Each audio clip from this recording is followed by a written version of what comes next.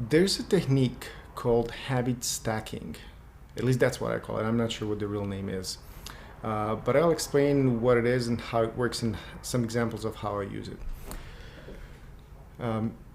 The idea is that every habit of yours, the end of the habit triggers a new habit. So you have a continuation of different habits, things that you do without thinking. So for example, when you wake up in the morning, you get up, you go to the washroom. After the washroom, you brush your teeth, then you get dressed.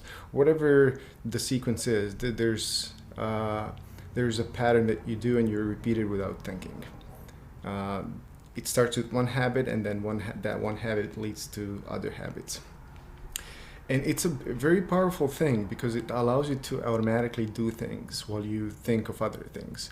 You can think of that as automation of yourself. It's a good term. So how do you actually use this to do something good, to improve your habits, to remove bad habits and stuff like that? You essentially sit down and decide when you want to do something and decide which end of which habit will trigger this new habit. And then you just have to keep repeating it and doing it over and over again. I'll give you an example of my own.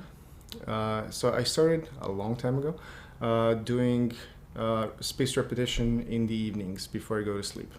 It's a good time to do that. And I started with Duolingo. And I would, when the specific time came as preparation for bedtime, I would start doing it.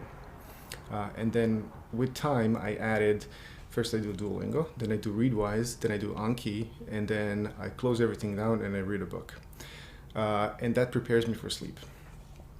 Do you have anything like that of yours?